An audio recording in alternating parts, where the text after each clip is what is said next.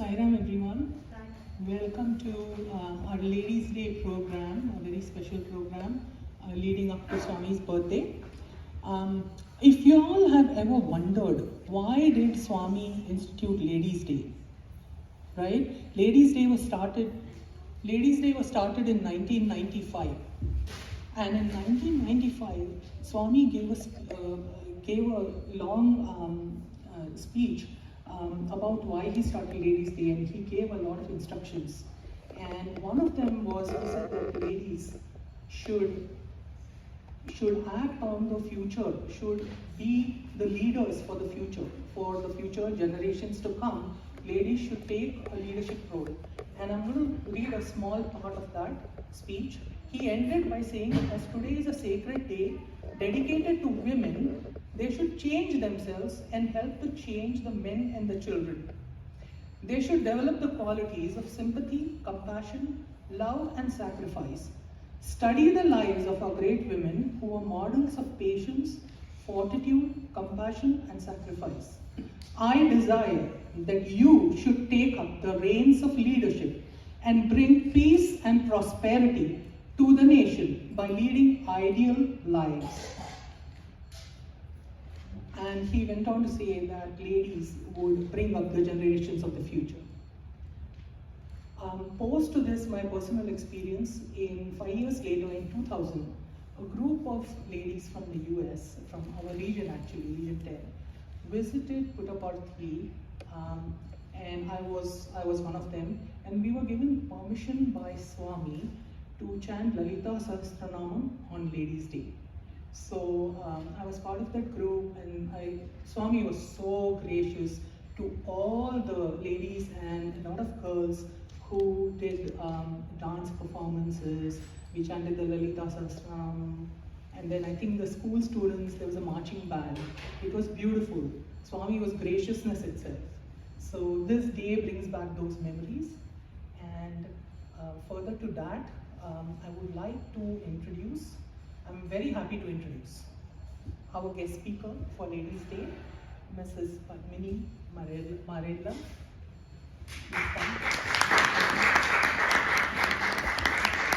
Padmini has been a student of Sri Sathya Sai Primary School from 1993 to 1995. Her family have been devotees of Swami for over 30 years. Her brother, H.S.D. Srinivas, was also a student at Parthi and worked at SSIMHS for over 15 years.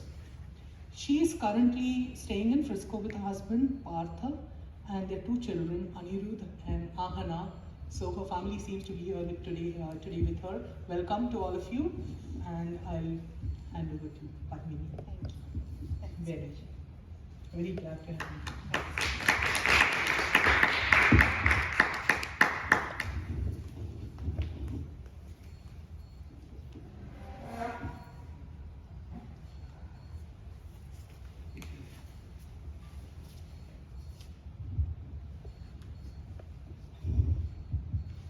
My humble pronouns at the lotus feet of our Divine Mother, and Sairam to all of you gathered here.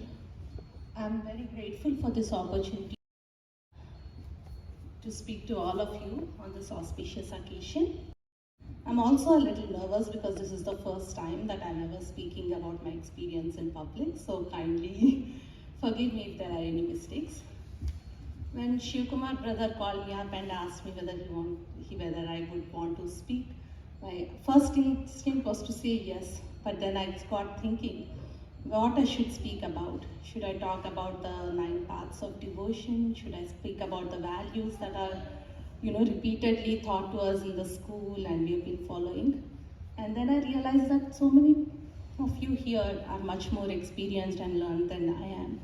So I'm going to talk only about what experiences I've had and what I have learned from them. మీ కంట మీ ఇంట మీ వెంట మీ జంట నేను ఎప్పుడూ ఉంటాను బంగారు. Swami has given us this divine assurance multiple times, and I want to share a few instances where he has lived up, where he has graciously proven each of those words, and blessed us numerous times. We all know the story of how Swami at the age of 14 declared that I have work to do, my devotees are waiting for me. Since then, millions of us have gathered at the feet that would lead us from darkness to light, from death to immortality, from the untruth to the truth. And each one of us have our own unique journey how we have reached Swami. So today I want to share how we first met Swami. I was probably in my 5th or 6th grade, and my mother, grandmother and myself went with a group of devotees on a multi-city pilgrimage to Mantralayam, to Tirupati. Puttaparthi was our last stop. We did not know anything about Swami, but the rest of the group, they were all people from my colony. They all were devotees. They said we need to stay one night in Puttaparthi and then we are going to head home. So we just joined, went along with them. They told us that you have to get up early in the morning, get into the lines and pick up a token that would decide where you are going to sit for Swami's darshan. And they all were up by 4:30, 5 o'clock a.m. for the Nagar Sankirtana and then get into the lines. And I remember that we were the last ones to get into that line because we were in no great hurry. We did not know who we were seeing, what we were doing. So we went, we picked up the token, and as luck would have it, or call it destiny now, we picked up a row number 2 and then got to sit right in the front lane for that first darshan. As Swami came by slowly and passed us, everybody was scrambling to get Pada Namaskaram. In those days, Swami allowed Pada Namaskaram in the darshan lines. Everybody was scrambling to take that Pada Namaskaram. We didn't know, and we were seeing him for the first time. So I think the only 3 people who did not move from their place was my mother, myself, and my grandmother. We just stood. As Swami passed by my mother, he just looked at her and he pointed towards her and just made a small gesture like this and walked past. For a minute we thought we were being asked to leave the darshan grounds because we did not obviously show that we were being devotees to Swami. But then later everybody, as soon as Swami passed by, everybody around us told us to head towards Swami's interview room because that gesture meant that Swami is going to talk to us personally. So we did not know what to expect. I went there, we all went there and waited for Swami to finish the darshan and come talk to us. And the only thought in my mind was, where are the rest of our group? Why are my friends? And I was very young and I was only interested in seeing my friends again. I had no clue where they were sitting in the darshan grounds. Why were they not joining us? So these thoughts kept going on in my mind. And I think now when I look back, how foolish I was that my first interview, I did not hear a single word of what Swami told us or what he spoke to us because I kept thinking, where are my friends? Will they talk to me when I go back? Will they be upset that I'm the one who got this opportunity? I just did not listen to anything Swami said. And then he spoke to my parents and my grandmother for some time. And then he asked me, what is your name? And I blurted out, why didn't you call my friends? Why are we here and why are they not here? And then Swami looked at me, smiled a little bit and said, when the time comes, they will come to me. Today was your turn, so you came to me. And always remember, Swami always knows when to call, who to call, what to give someone. Till then, I have been completely not paying any attention to what was happening there.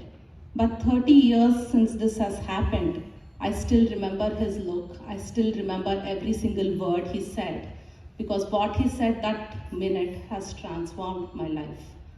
I try and remember these sentences often and try and lead a stress-free life and not worry too much about what I'm supposed to get. It's just a lesson to be learned that you do your part and there is someone who's watching you all the time and he knows best what is good for you. If you get what you want, then that is good. If you don't get what you want, that is even better because Swami has a better plan for you. So that was how we first went, and all 3 of us came out of that room completely transformed, from not knowing who Swami is to scrambling to try and find every single thing about Swami. We were completely transformed people at that point. Bhagwan is omnipotent. He knows, he's the all-knowing. Bhagwan is omnipresent. He's present everywhere.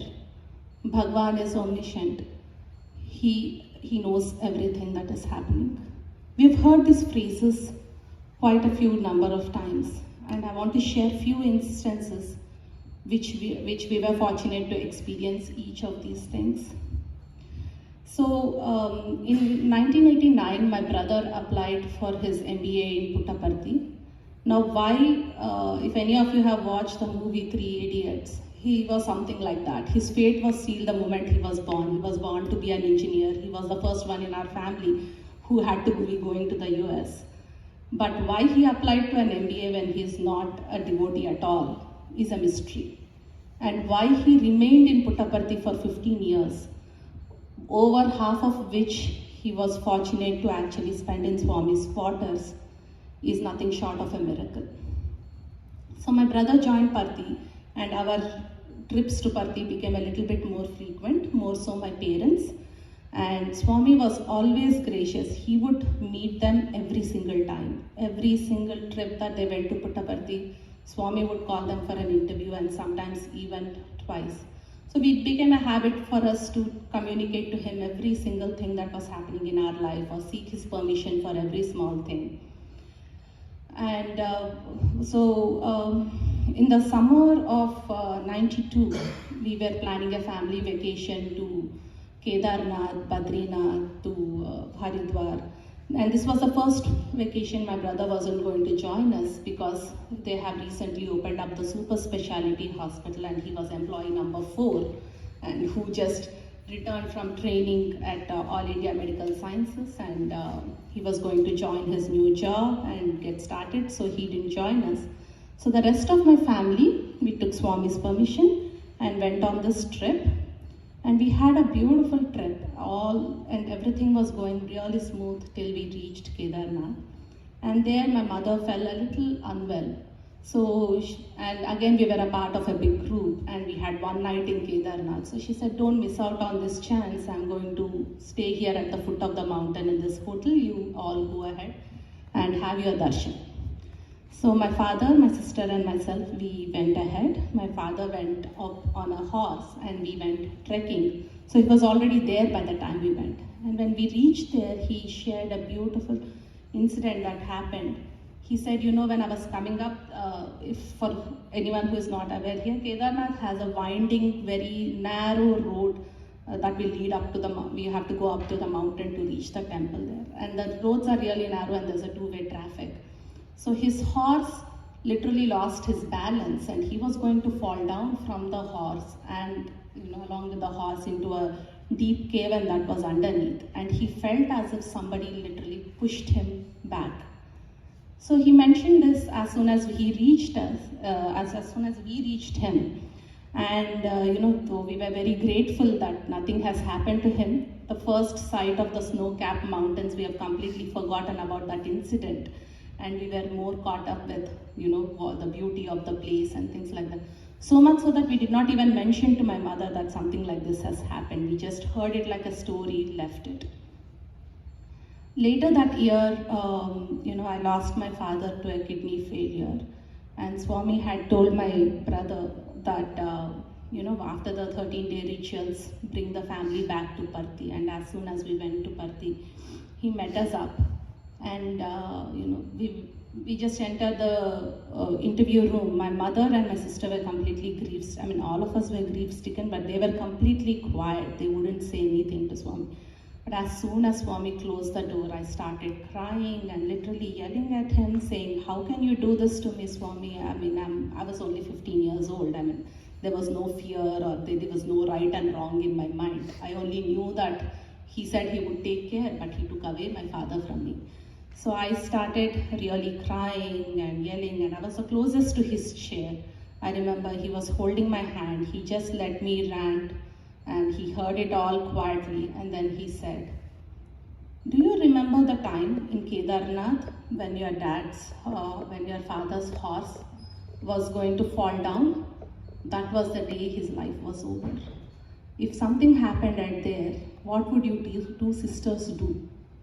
So I extended his life so that he can come back, he can retire the way he wanted to. He had retired just that previous month.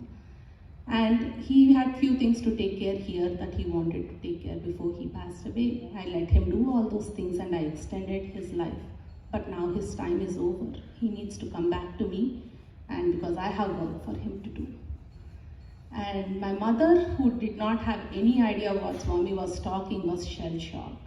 And though we always know that Swami is always present, just to hear him confirm something that we have not even registered in our minds for a single day, it was nothing short of an experience that only you can just go through that and know that he is there, he's always watching, he knows what's good for you.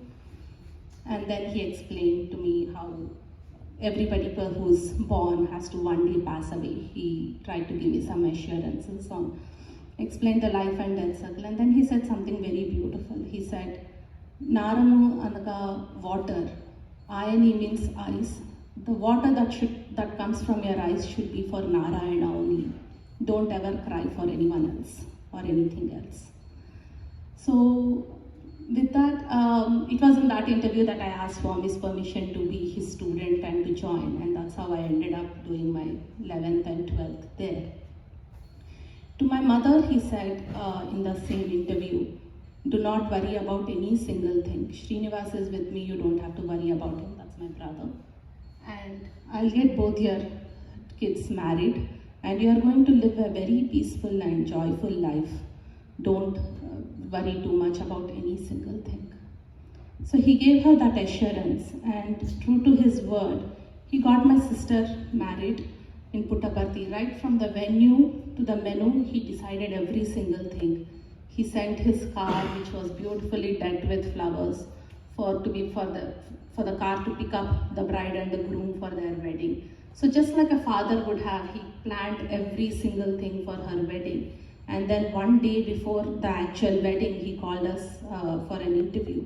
He created a beautiful necklace for my sister and had my brother-in-law tie it while he chanted the wedding vows.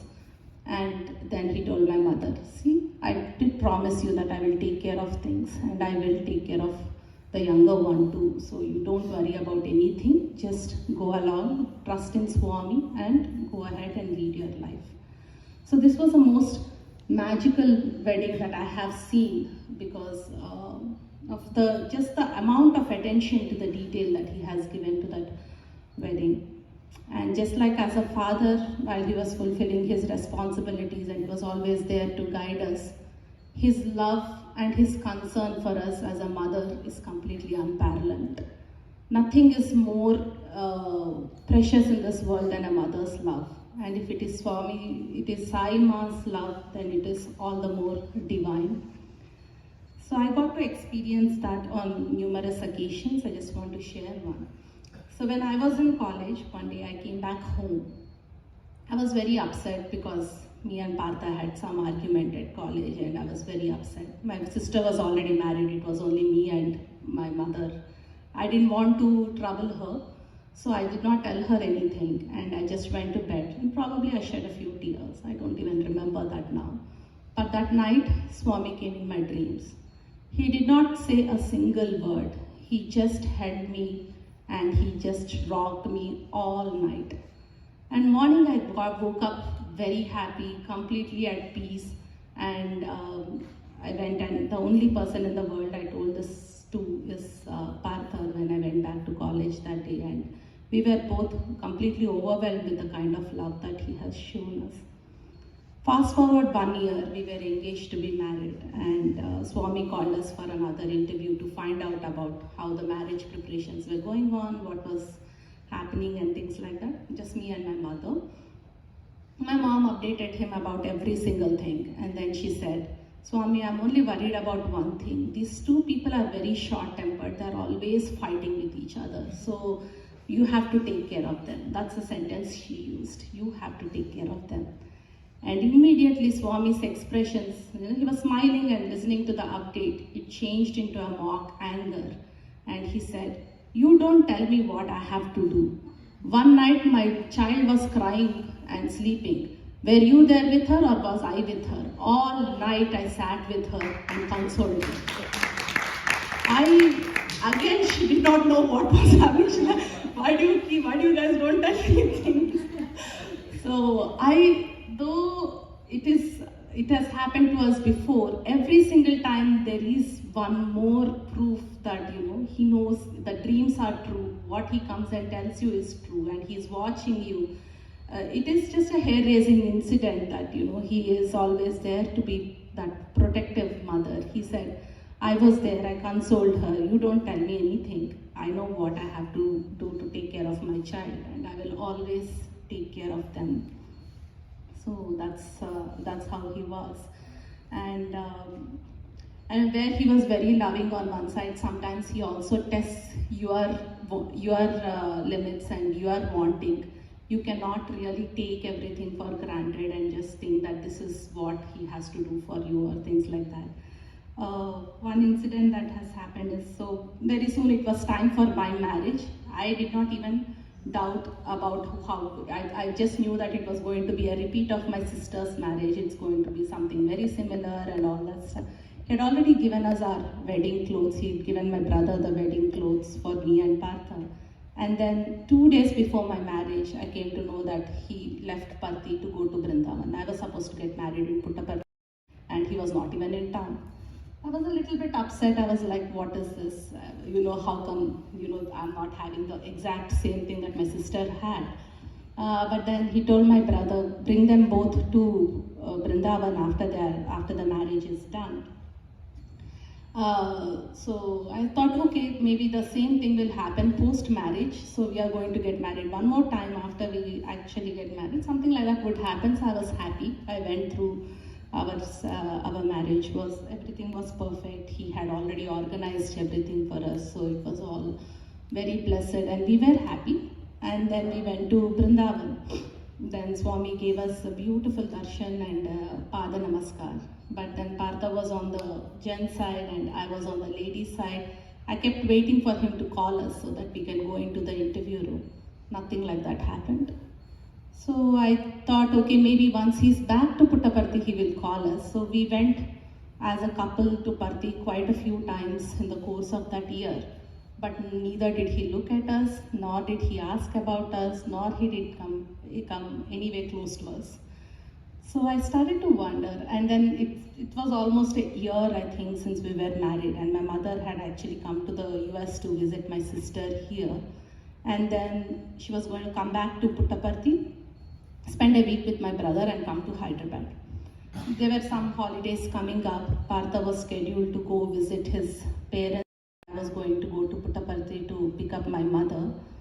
And about a week, once my mother was on her way to Puttaparthi, one day I just came back from work. There was nobody at home. We had this huge wall-sized portrait of Swami. I looked at him, and in this whole 1 year, though occasionally every time I went to Parthi, I came back a little disappointed that he didn't talk to me yet. I have never really sat down, prayed, or asked him for anything specific. And that evening, I literally sat down in front of that portrait and really broke down and asked him a lot of things. I said, are you not happy with me or my marriage? Or, what is it? Why is it that you're not even looking at me anymore? Or why are you not talking to us anymore? Or, there are a lot of those kind of doubts that came. I'm coming again to see you. Please at least give me, at least from taking the Pada Namaskaram from granted, I came to at least let me see you from close quarters, or give me some sign that you are okay with this, because it's been a year since we are married and you did not bless us yet. That's what I thought, that he did not. But anyway, my mother came, and the next day she called me from, as soon as she landed, she said, I had my first darshan. Swami came straight to me. He asked me, how was the trip? Everything is fine. And then just as he went past me, then he came back again and he said, is your daughter coming to pick you up? I said, oh, thank God, at least he remembers that there is another daughter, so that was a happy sign. But Swami being Swami, over the next 1 week, every single darshan, he just would go to my mother and ask one question. Is your daughter coming? When is your daughter coming? What time will she come? Is she coming? Is there any change in the plan? Is she coming? I couldn't wait for that 1 week to be up and for us to go and pick up, for me to go and see Swami. So I was feeling so incredible. I mean, that day I was completely heartbroken, and one word from him asking whether you are coming, that just changed the way I was, and I was so happy and excited that entire week. And one day before my trip, so my brother, as I said, was living in Swami's quarters right outside Swami's room. There are a bunch of boys who get to sleep there every night. So Swami often would have a conversation with them before he retires to bed. So he asked my brother that day, is your sister coming tomorrow? Swami, she's coming. Then he asked, what about your brother-in-law? Is he coming? Then my brother was very hesitant, because how do we say how do we say to Swami that no, he's not coming here? But he said, Swami, he is going to see his parents. So Swami said, okay, that is fine. And then he went off inside. And my brother's colleague, who was sitting right next to him while this conversation was happening, that night he was not going to stay there in the room, and he came out because he had an early morning surgery planned at the hospital. So he came out and he met his mother, who was a resident there, and he told his mother about the conversations that Swami had with Srinivas. And he said, Swami asked Srinivas very specifically, is your brother-in-law coming? And look at Srinivas, he said no, he is not. Then that lady, she found my mother somewhere. But I mean, it's such a series of coincidences. And he said, Swami was asking whether your son-in-law is coming to visit you. And then he gave a call. Then my mother called me up, and I told Partha about this incident. And luckily for us, he changed his mind. He was, I'm sure, very disappointed at not visiting his parents, but he decided to come to Parthi with me. And I think that was the best decision in our life, because as soon as we came to Parthi, we had another interview in which Swami created one chain and had Partha tied to me, and again recited the wedding mantras. And the wedding, the way I saw it happen to my sister, I had the exact same experience. So all you need to do, I think, is to pray sincerely and talk to Swami. And to my own children and to the kids here, I would only say, treat Swami as your friend. Tell him every single thing. He's always watching. He's always, he knows what is good for you, and he will do whatever is the right thing for you. So just trust in that. Even the 9 paths of bhakti, Sakhyam or friendship, is second only to the self-surrender, Atma Samarpan. So just always pray to Swami, always trust in Swami, and I'm sure he'll take care of you. Sathya.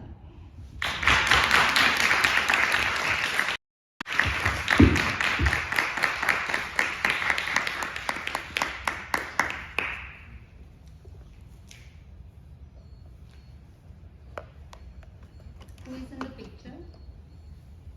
That's my brother-in-law, my sister, and that's